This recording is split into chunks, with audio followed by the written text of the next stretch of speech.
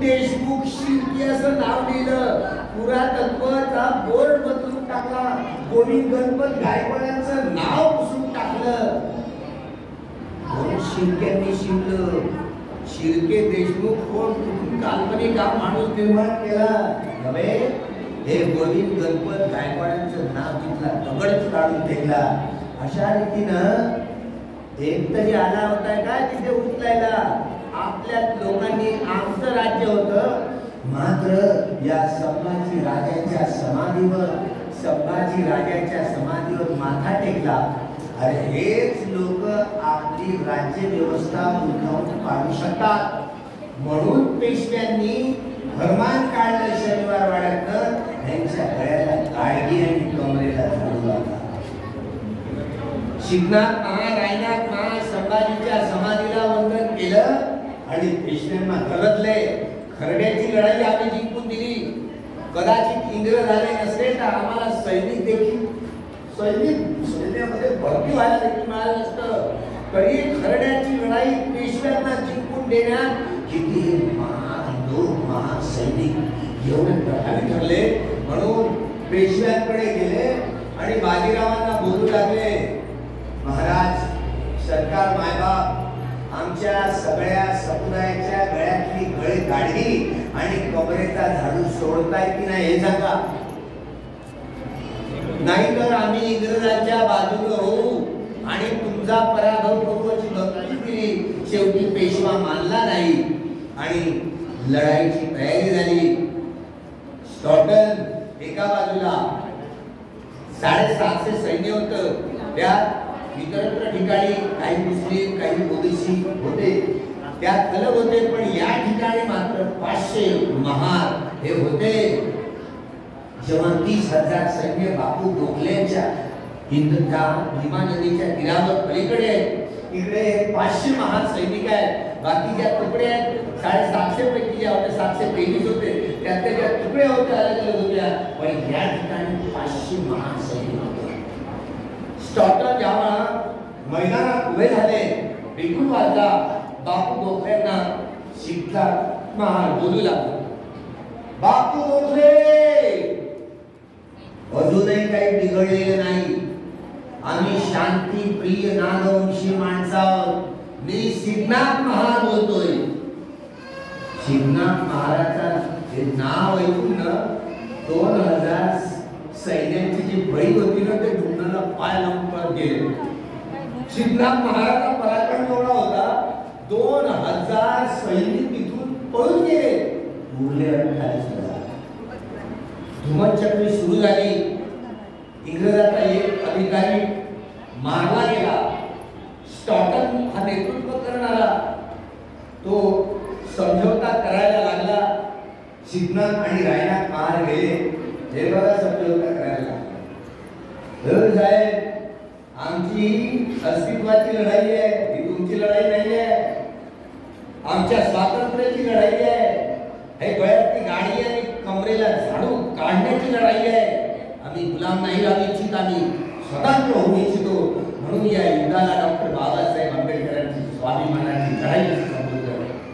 तेव्हा स्टॉटन विचार करायला लागला, तुम्ही मागे व्हा, मीच नेतृत्व करेन. आणि जेव्हा लढाई सुरू लागली, स्टॉटन काय मिळालं नाही. स्टॉटन मी जे चित्र वर्णन केलं त्या लढाईचं, काय वर्णन केलं माहिती आहे? शिवनाथाचं डोकं उडून गेलं तरी दोन्ही हातातले दोन्ही खंजर मात्र ते थांबले नव्हते. कितीतरी सपासप डोकं उडलं होतं शिवनाथाचं, तरी त्याची तलवार थांबली नव्हती. हे चित्रण लिहिलं. हे 500 लोक आहेत ना, साऱ्या जगाला पादाक्रांत करून सारं जग आपल्या कब्जात करण्यात यांच्यासारखी पराक्रमी जमात इंग्रजांनी कधीच पाहिली नाही. खऱ्या अर्थानं या पेशव्यांचं पानिपत तिथे झालं होतं. हे पानिपत नाही, भीमा कोरेगावला पानिपत झालं. म्हणून हा विजय स्तंभ या सैनिकांना, हा विजय स्तंभ बाबासाहेब म्हणून या विजय स्तंभ त्या इतिहासात नावच नाही आहे, अजिबात नाव नाही आहे. हे लगा तुझ्यासारखे 56 पाहिलेले म्हणतात. म्हणजे काय या म्हणीचा अर्थ काय? 56 एका एक होते. हे काय खोटं नाही आहे. वामन देशराम म्हणतो अनेक जाती उपजातीचे पण पिते नव्हते. मी पुढल्या वेळेला 1 जानेवारी 2023 ला मी सगळी नावं वाचून दाखवणार आहे कोण कोण होते आणि कोण कोण नाही. तिथे भीमा कोरेगावला कुणी जात नव्हतं तिथे. सर पांतावडे गुरुजी मी भीमा कोरेगावहून नाही, मी काय देऊळ रोड वरून काय आळंदीवरून नाही जाईल काळ कुठं. बाबासाहेब म्हणत होते पंढरपूरचं मंदिर दुसरं तिसरं काय नसून करून दाखवे. या बुद्धाच्या मूर्तीच्या डाव्या बाजूला ते अमर्त्य सेन यांच्या आधारावर पुस्तक लावून ठेवलं. ग्रंथाच्या आधारावर पुस्तक 121 या पुस्तकात असं लिहिलेलं आहे की त्या डाव्या बाजूला मूर्तीच्या तिसऱ्या संगायनानंतर सम्राट अशोक आणि मोगलीपुत्र किश यांच्या आदेशावरून महादरक्षित नावाच्या विष्णूंना पाठवलं आणि त्यांच्या उपस्थितीत चंद्रभागा नदीच्या काठावर या स्तूपाची पायाभरणी झाली असं या ठिकाणी लिहिलेलं आहे. ब्रह्मलिपी मी वाचून दाखवलं म्हटलं. एवढे अक्षर सगळे खतखतले आहेत. आता मात्र कधी हे वारकरी आम्हाला बोलवतात. आता वारकरी काढणार आहे तो पत्रा, वारकरीच काढणार आहे तो पत्रा. ते किचड काढले एक अक्षर जरी दिसलं तरी हा केवळ पंढरपूरच्या एका मंदिराची गोष्ट नाही. जेवढे जेवढे जुने राक्षसाने बांधलेले मंदिर म्हणतात हे सगळे महास्तूप होते. बाबासाहेब म्हणून प्रश्न करत हे 84,000 महास्तूप गेले कुठे. अशा रीतीने संपूर्ण महास्तूप त्या भगवान बुद्धांच्या सोन्याच्या मूर्त्यांची रंगना करून त्या ठिकाणी वेगवेगळ्या प्रकारच्या मूर्त्यांची प्रतिष्ठापना केली गेली. हे अयोध्येचं स्तूप होतं, मंदिराचं काहीच नाहीये, कळलं. त्यामुळं तुम्हाला लढाई शिवाय पर्याय नाही. बाबासाहेबांना म्हणून वाटत होतं जोपर्यंत आपल्या हातात सत्ता येणार नाही तोपर्यंत ही काही घडी बदलणार नाही. जा तुमच्या घराच्या उंडाळावर घेऊन जेव्हा मला राज्यकर्ती जमात बनायचं आहे.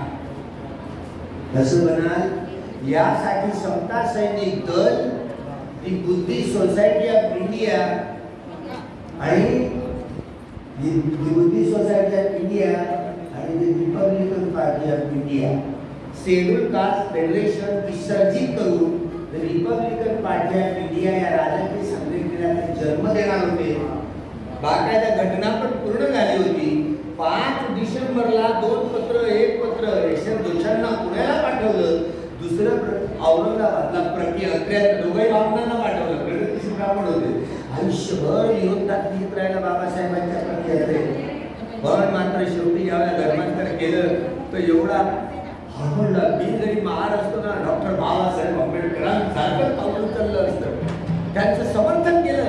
आणि म्हणून बाबासाहेब आंबेडकरांनी काँग्रेस हे जळतं घर आहे, काँग्रेस साम्राज्यशाही, भांडवलशाही आणि ब्राह्मणशाहीचं प्रतिनिधित्व करणारी संघटना आहे, हे जळतं घर आहे, जे या घरात जातील ते जळून खाप होतील असं बोलले होते.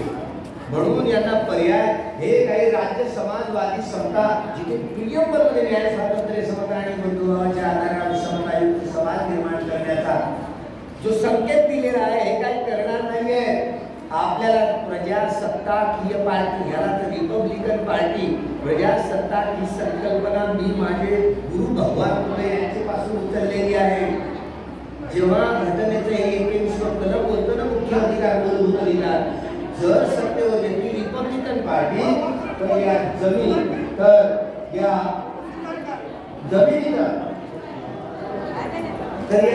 सगळ्या ज्या जमिनी आहेत, सगळ्या जमिनी आहेत त्या जमिनीचं राष्ट्रीयकरण करू, या जमिनीचं राष्ट्रीयकरण करू आणि साऱ्या कारखान्यांचं राष्ट्रीयकरण करू.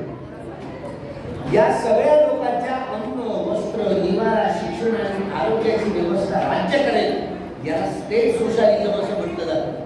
अशी व्यवस्था करून सायंटिफिक सोशलिझम निर्माण करून सगळ्या लोकांच्या हे भौतिक जीवन, अन्न, वस्त्र, निवारा, शिक्षण आणि आरोग्याची मूलभूत गरजा सोडवतील आणि त्यांचं आध्यात्मिक जीवन सजवलं जाईल.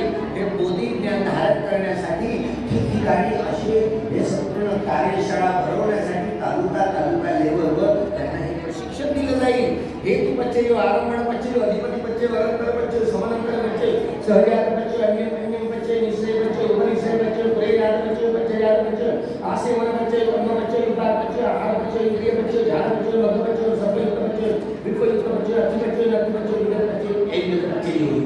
कळलं तुम्हाला? तुमची संसद आगळी आहे, लकडी आहे, तिला मारला लपवा म्हणून ती झाली मुखी. एवढे वर्ष झाले तरी या चक्राचा अजिबात विचार झाला नाही. काय कमीत कमी नागरिकांना तरी जाणीव व्हायला हवी. म्हणून आपलं सरकार येईल तेव्हा तिथे जाईल म्हणतो, खासदारांचं 10 दिवसाचं शिबिर लावून म्हणतो आणि या 24 आऱ्याचा अर्थ सगळ्या खासदारांना समजावून सांगितलं. राष्ट्रपतीच्या भवनावर धर्मचक्र प्रवर्तन नाही, कोणीच नाही विरोध केला. राष्ट्रपतीच्या निवासात मूर्ती भगवंताची ठेवली, कोणीच नाही विरोध केला. तुम्ही काय लोकसभेत खासदार झालेले, तुम्ही काय प्रत्यक्ष पाहिलं नाही, पण कधी समालोचन पाहता ना लोकसभेत राज्यसभेत, तेव्हा त्या सभापतीच्या खुर्चीच्या पाठीमागे लिहिलेलं आहे धम्मचक्र प्रवर्तन, धम्मचक्र प्रवर्तन. अरे देव असं तू गाले नसससपती हे तुझे भीतो होती लोकोचे राजा होती. राजा जर धार्मिक झाला तरच लोकांचं तो कल्याण करतो, नाही तर नाही. म्हणून धम्मचक्र प्रवर्तन सुद्धा राजे लोकांना जो भगवंतांनी कूटदंत सूत्रामध्ये उपदेश केला होता, महाराज ही प्रजा तुमच्या पुत्रासारखी आहे आणि तुमच्या पुत्रांचे अन्न वस्त्र निवारा शिक्षण आणि आरोग्याची कशा व्यवस्था करतात तशी या प्रजेची व्यवस्था करतात. सोशलिझम राज्य समाजवाद ही संकल्पना मी माझे गुरु भगवान बुद्ध यांच्यापासून उचललेली आहे. म्हणून रिपब्लिकन पार्टीची स्थापना बाबासाहेबांनी केली. पण 6 डिसेंबरला त्यांचे महाप्रयाण झाले. बाबासाहेबांच्या लेकरांनी 3 ऑक्टोबर 1957 ला रिपब्लिकन पार्टीला जन्म दिला. 65 मोठं जमीन पडकवण्याचं मोठं आंदोलन झालं, सगळे जेल भरून गेले. पुढे मात्र रिपब्लिकन पार्टीचे 3-13 तुम्ही वाजवून टाकले. बनते ज्ञान ज्योती आगे बढ़ो, हम तुम्हारे साथ है. मग माझ्या नावाची मी एक संघटना उत्पन्न केली, कोमला. 1760 तुकडे झाले.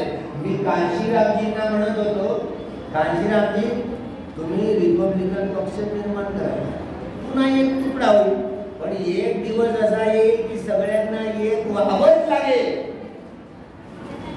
तुम्ही बहुजन समाज पार्टी निर्माण नाही करायची, कारण बाबासाहेबांची जी कॉन्सेप्ट आहे ना, रिपब्लिकन ही प्रजासत्ताक युद्धांची कॉन्सेप्ट आहे. तुम्ही आपली कॉन्सेप्ट तिथे काय जोडायची नाही, तरी कांचीराम नाही. शेवटी एवढं मोठं वातावरण जमवलं होतं, केलंही गेलं आणि आता तुपही गेलं. बाईचा एक उमेदवार आला होता, तोही बीजेपी सांगितलं. काय करा, बाई जेव्हा मुख्यमंत्री झाली होती ते बाईला पत्र पाठवलं होतं आणि बोललो, समवर्ती सूचीप्रमाणे राज्य सरकार बहुमत असलं तर राज्यातल्या जमिनी आणि राज्यातले कारखाने राज्याच्या अधीन करण्याचा निर्णय घेऊन सगळ्यांनी तोडून टाकायचे विरोध करते. आणि सगळ्या घटनेचं प्रियंबल त्याला थोडा धक्का बसला, त्याला नाही धक्का बसला, करून धक्का. पण सतीश मिश्राच्या नादी लागून बाईने सगळं खोडून टाकलं. कार्यकर्त्यांची फळी कटार तळ फुटली आणि रिपब्लिकन पार्टी सारखे बहुजन समाज पार्टीची टीम कसं जोडाल? डॉक्टर बाबासाहेब आंबेडकरांनी रक्ताचा एकही थेंब न सांडवता न्याय, स्वातंत्र्य, समता आणि बंधुभाव या तत्वांच्या आधारावर अशी जीवन पद्धती म्हणजे ही लोकशाही रिपब्लिकन डेमोक्रेसीची प्रत्यक्ष अंमलात आणताना कशी आणणार? मतदानाचा हक्क हा मूलभूत हक्क आहे. पण आता या मतपत्रिका काढून टाकल्या. हे मतपत्रिकेवरचं खरं सरकार नव्हे, नकली सरकार आहे. ईव्हीएम सरकार म्हणतात त्यांना. ईव्हीएम सरकार आहे. युरोप असो, अमेरिका असो, ऑस्ट्रेलिया असो, जपान असो, त्या विकसित राष्ट्रांनी या ईव्हीएमचा उपयोग करून पाहिला. अतिरिक्त एवढी मतं आली त्यामुळे मेळ बसत नाही. आजही आपल्या एवढ्या निवडणुका या संपूर्ण या देशात झाल्या, एका केंद्रात एवढे उमेदवार आहेत, या केंद्रावर एवढे मतदार, या उमेदवाराला एवढी मतं भरणा एवढा आहे त्याची मोजमाप का नाही आहे. एकही कुठल्याही केंद्रावर याची त्याचा मिळणार असतात. त्यामुळे हे कारण दाखवून बातम्या अमेरिकेतल्या, ऑस्ट्रेलियामधल्या, जपानमधल्या सगळ्या सरकारांनी ईव्हीएम रद्द करून पुन्हा बॅलेट पेपर आणला. तुम्ही मेले आहात का? की मेल्याचे बोलले ना तुम्ही मेल बरं. तुमच्याकडे डॉक्टर आहे, वकील आहे, प्रोफेसर आहे, न्यायाधीश आहे, इंजिनियर आहे, एवढे लोक हुशार आहेत. तुम्ही मेले आहात. अरे मला बोलावं लागतं मी दीक्षी असून. बरं ते तुम्ही कशाला बोलताय? अरे बाबा ही निवडणुकीची प्रक्रिया उद्दापासून आणली. 2 आईची 2 लेकरं असतो ना, तरी जेव्हा एखाद्या विषयावर निर्णय घ्यायचा असेल ना तर पेटी ठेवली जायची आणि त्या पेटीत रविपुरीचं शिकायचं जायचं. एवढे लाकडाचे मोठे असायचे त्याला शलाका म्हणत. ही मूळ निवडणूक पद्धती भिक्षू संघाची आहे. ही प्रजातांत्रिक पद्धती आमच्या भिक्षू संघाची आहे. मग त्या शलाका टाकून बहुमताने निर्णय घेतला. त्यामुळे मूळ प्रजातांत्रिक ही संकल्पना भगवान बुद्धांची आहे. लक्षात घ्या हे बोलणं. 2 आईची 2 लेकरं, सारीपुत्र आणि महामंगल कधीच भांडली नाही. वाटलं नाही की 2 आईची 2 लेकरं आहेत. आणि तुम्ही एकाची 2 लेकरं असली ना तरी एक नाहीये 2. प्रमोद महाजन या देशाचा सर्वोच्च मंत्री होता. त्याच्या भावाने त्याला गोळ्या आणून मारून टाकला.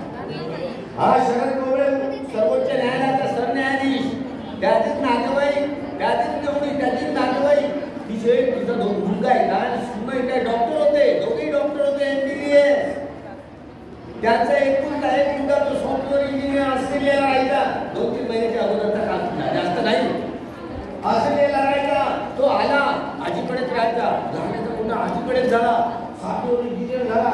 गडगंज संपत्ती गमावली. पुन्हा आजीकडे जेवढ्या जेवढी संपत्ती होती त्या संपत्तीसाठी आजीचा खून केला. आता खून किती मोह, किती आसक्ती समजत आहे. माणसं रक्ताची नाती गोती विसरून जातात. एवढं दुष्चित्त काम करतं देश. रक्ताची नाती गोती माणसं विसरून जातात. म्हणून नाही वेरेन वेरानी समंती न पुराजन वेरेनीच संमती येस नमो शरण. वैराशी वैरत्व करून वैर संपत नसतं. मैत्री करूनच या जगाला जिंकलं जातं. हा न बदलणारा नियम आहे. ही भगवंताची वाणी आहे. आणि बाबासाहेब नाही म्हटली म्हणून सारं जग विज्ञानी मनुष्य जातीचे कल्याण होणार नाही. ते भगवान बुद्धांच्या संकल्पाने होणार आहे. म्हणून साऱ्या जगाला बुद्धमय नमोमय करण्याची ही संपूर्ण जबाबदारी तुमच्या आमच्या जीवनामध्ये कशी पूर्ण करणार. बुद्ध आणि त्याचा धम्म या ग्रंथात शेवटच्या पुस्तकात 4 प्रतिज्ञा कोरलेल्या. पहिली प्रतिज्ञा ही जीवसृष्टी आहे अशी. दृश्य प्राणी, अदृश्य प्राणी, मनुष्य प्राणी, मनुष्यतर प्राणी हे असीम आहे, सीमा नाही. आणि प्रतिज्ञा आपण करूया साऱ्या प्राणी मात्रांना त्यांच्या दुःखातून सुटका करण्यासाठी त्यांना सहाय्य होतो. भगवंताचा सैद्धांतिक आणि व्यावहारिक पक्षांची मांडणी योग्य आपल्याला करता आली नाही. योग्य मार्गदर्शन करता आलं नाही. कल्याण मार्गामध्ये सगळ्या बाधा दूर करण्याचं मार्गदर्शन करता आलं नाही. कसं काय सहाय्यभूत होणार आहोत आपण. मी मार्गदाता मुक्तीदाता नाही. मुक्ती याची त्यांनी परिश्रम करून मिळवायची असते. ज्या मार्गाने मी गेलो दुःखमुक्त झालो. दुसरी प्रतिज्ञा आहे आपल्यामध्ये असं दोष आहे. कामकृष्ण 500, कृष्ण 500, कृष्ण 500 आणि साऱ्या कमजोऱ्यांना दूर करून टाकण्याचे वैभव प्राप्त करून तेव्हा ह्या कामकृष्ण, भवकृष्ण, योगकृष्ण या अशा त्यात नाही चिंतनमय जीवनाच्या आधारावर विपश्यना या कमंटानाचा अभ्यास तुम्हाला करावा लागेल. तेव्हा या कामकृष्ण, भवकृष्ण, योगकृष्णाचा कचरा आहे ना, कमजोरी आहेत ना, कृष्णाचा संघ आहे तो काढून टाका. तर सद्धम्माचा प्रचार आणि प्रसार करण्याचे बळ प्राप्त. तेव्हा सक्षमपणे प्रचार आणि प्रसार. तिसरी प्रतिज्ञा अनंत सत्य आहे.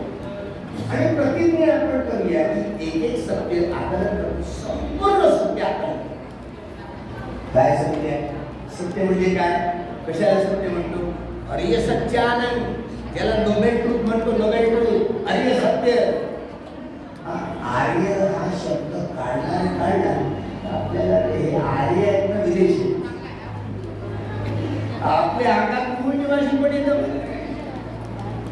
आर्य शब्द आपण काढला तर आपल्या अंगात मूळ निवासी पण येतो. हे ब्राह्मण आले ब्राह्मण भट हे बाहेर ना आले है ना. पण अरियो अठ्ठम मकू अरिय मकू अरिय हा मूळ पाली शब्द आहे. हा विदेशी शब्द नाहीये. मूळ पाली शब्द आर्य म्हणजे श्रेष्ठ ज्याला नोबेल म्हणतात. आर्य सत्य नोबेल ट्रूथ. नोबेल ट्रूथ म्हणजे निर्वाण सत्य होय. सत्य म्हणजे अंतिम सत्य म्हणजे निब्बाण परम सुखम.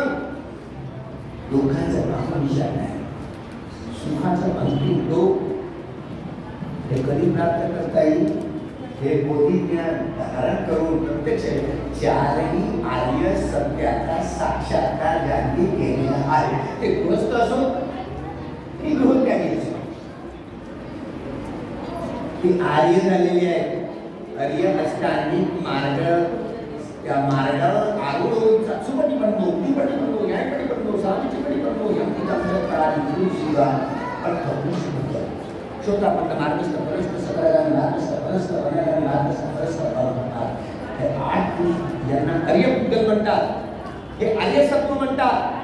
न जच्चो होती आर्यो कन्नो होती आर्य. जन्मानं कुणी आर्य होत नाही. कर्मानं आर्य. तुम्ही भिकार गेलो तुम्हाला वाईट वाटेल भिकार. तुम्ही मेलेल्या मनाची माणसं तुम्हाला जीवन द्यायला नागरी भोयन जोदडा हरप्पा लागेल. डोळ्यात ती असतो सांभाळत नाही. पाकिस्तानात गेलो तक्षशिला विद्यापीठाचे खंडर पाहून डोळ्यात आसू येतात. 5000 वर्षापूर्वीचा इतिहास पुढे शिकायला नव्हतं होता का दिसत नाही ना. पण या महाभारत कल्पामध्ये प्रभुसंग कोणागमन काश्यप बुद्ध होऊन गेले. तिथे मोठे मोठे स्तूप मिळाले विहिरी मिळाल्या 7x12च्या कुट्या मिळाल्या. या भूमीचं मोजमाप करून अगोदर अधिकार अभिलेख होता. आता 7x12ची कसरत बाबासाहेबांनी दिली. 7x12चा फॉर्म समजतं ना. 7x12ची कुटी भिक्षूंची कुटी असते.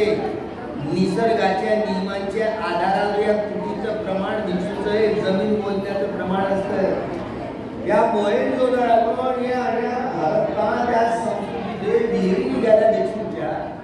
तिथे 7x12च्या कुट्या मिळाल्या. मोठे माणूस खूप मिळाले. तुमचं लक्ष नाही. तुम्ही अजूनही होश नाही. मोठे मोठे PhD वाले विद्वान म्हणतात आणि घरच्या घरी आपल्या पोराबाळांमध्ये मोठे मोठे अभ्यासक म्हणणारे लोक त्या सिंध संस्कृतीचं नाव बदलून यांनी आता सरस्वती नाव दिलं तरी तुम्ही झोपेदार. मी फक्त एकटा बोबा ठोकत आहे. ज्या वेळेला नरेंद्र मोदी प्राईम मिनिस्टर झाले पहिल्या भाषणात त्यांनी नियोजन आयोग दिल्ली रद्द करून नीती आयोग लागू केला. मोदी शहा अडाणी अंबानी गुजरातचे 4 चोर सारे चोरी करून टाकली. 2 वर्षाच्या अगोदर आमचं ताडोबाचं अभयारण्य अडाणीला विकून टाकलं.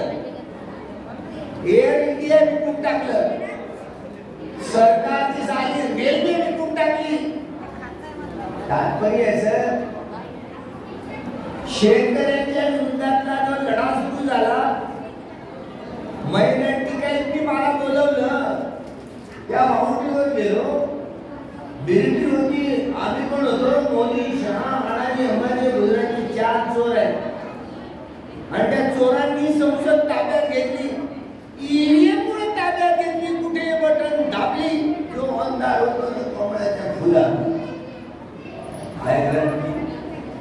आमच्या या लोकशाही अधिकाराचं हनन होतं म्हणून तुम्ही तुमचं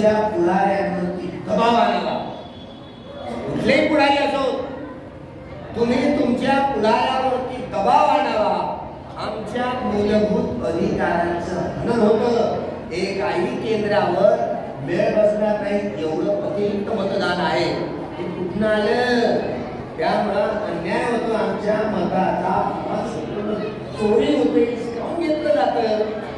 वेगवेगळ्या ठिकाणी आता परवाच पता लागला की आताच्या देखील विधानसभेच्या निवडणुका पंजाब मध्ये असो की उत्तर प्रदेश मध्ये असो, ज्या ज्या ठिकाणी जे त्यांचे सॉफ्टवेअर इंजिनियर होते, कंट्रोल बोर्ड त्यांच्या हातात होतं, त्या रेंज मध्ये त्यांनी आतमध्ये घुसून एकदा ती बटनची तिथे बसवले.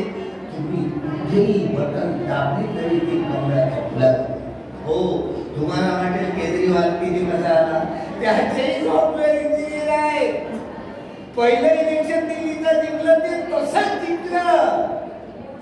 याद राखा, आपले पुढारी आंध्रे आणि त्यांचे पुढारी आंध्रे. अरे साऱ्या जगाला माहिती झालं की युरोपातल्या देशांनी, अमेरिकेने, ऑस्ट्रेलियाने, जापानने ईव्हीएम बंद केली. तुम्ही काय मेलेले लोक आहात का की मेलेचं सोप घेऊन? तुमच्या लोकशाही अधिकारांचं हनन होते. ही जर ईव्हीएम राहिली तर 2025 साली पुन्हा शेतीवाल्यांचं राज्य बोलला. हे जर रोखायचं असेल तर या कोरोनाच्या तापाजल्यानं मरण्यापेक्षा लढाई तुम्ही दिलेलं काय वाईट? लोकशाही अधिकारात रक्ताचा येते देव न सांडता न्याय स्वातंत्र्य समता आणि बंधुभाव या आधारावरची जीवन पद्धती जी श्रेष्ठतम लोकशाही भगवान बुद्धांची, त्यांचा अपमान करण्यासाठी मैदानात उतरा. ईव्हीएम हटाओ, देश बचाओ, संविधान बचाओ. त्यांनी 5 डिसेंबरला एका बीजेपीच्या खासदारांनी राज्यसभेत बिल सादर केलं प्रियंबलला हटवण्याचं. तुम्ही एक माणूस तुम्ही बोलत नाही, तुम्ही आईचं रूप त्याले की डुकरीचं मालक काय करू? या शब्दात बोलणं मला भाग पडते की ती मेलेल्या मुलाची माणसं. जागरूक पलट वरते तुम्ही कशाला राजकारण आहे बाबा? राजा भगवंतू दंबिको, राजा धार्मिक करणे हे विष्णू संघाचं काम आहे. भगवान बुद्धांच्या वाणीत उत्तर मी काय करू? लोक म्हणाले बाळासाहेबांना मालक म्हणत होतो, बाळासाहेब तुम्ही आमच्या नागपूरला या, गडकरीच्या विरुद्धात उभे राहिले, तुम्ही निवडून या. ही याची अभिनेत्री आम्ही घेतली असती जिथे हे सगळे ख्रिश्चन धर्माचे, मुस्लिम धर्माचे, जैन धर्माचे, वारकरी पंथाचे सगळे समुदायाचे एका मंचावर आले असते ना, बेरीजचा खडकून उभा राहिला असतो ना तर गडकरीला हरवून टाकण्याचे सामर्थ्य. पण हिंमत नाही केली बाळासाहेबांनी. मी काय करू सांगा? प्राध्यापक मंडळी आमची अशी म्हणाली, म्हणते तुम्ही माफ करा म्हटले, आमचं काम नाही आहे. मी एवढा बोलतो पण भगवंताची अनुमती नाही आहे. तिथे जायचं, संसदेत जायचं, हे भिक्षूचं काम नाही आहे. मार्गदर्शन राजकारण धम्म, हे धम्म कारण मूळ आहे. राजकारण त्याची शाखा आहे, एक शाखा आहे. भिक्षू नेहमी मार्गदर्शक असतो. राज्याने राज्य चालवायचं कसं हे कूटदंत सुत्तामध्ये जसं उपदेश केला भगवंतांनी राजे लोकांना, महाराजे लोकांना. शिवाजी महाराज जेव्हा महाराजच्या लेणीवर गेले, 3दा प्रदक्षिणा घातली. 14 वर्षाचा संभाजी हा राजपुत्र हे सभा त्या भिंतीवर काचड किचड काहीतरी अक्षरे दिसत आहे. सम्राट अशोकाने स्वतःच्या मुलाला, मुलीला, जावयाला, नागमाला, लंकेला पाठवून सांगितलं इथे या अक्षराचा अर्थ. यांनी काहीतरी लिहिलं. त्यावेळेला 14 वर्षाचे बाळ संभाजी त्यांनी बुद्धभूषण हे संस्कृत मध्ये लिहिलं. कोणाचं पोट दुखायला लागलं? रामदास पोट दुखायला लागलं. संस्कृत मध्ये लिहायला सगळ्या भाषेची जननी म्हणून आम्हाला सांगताय संस्कृत. खोटा आहे. सगळ्या भाषेची जननी पाली आहे. पाली आहे, पाली ही मूळ भाषा भगवंताची. एका बुद्धाची गोष्ट नाही, सगळ्या बुद्धांनी आपला धर्मोपदेश पाली भाषेत केलेला आहे. म्हणून पालीला बुद्धवाणी असं म्हटले गेलं. ही पाली भाषा ज्या संस्कृत भाषेत जो ग्रंथ लिहिला, तो ग्रंथ तुम्ही वाचला. पुरुषोत्तम खेडेकरांनी त्याचा अनुवाद केलेला आहे. त्या अहवालात काय माहिती आहे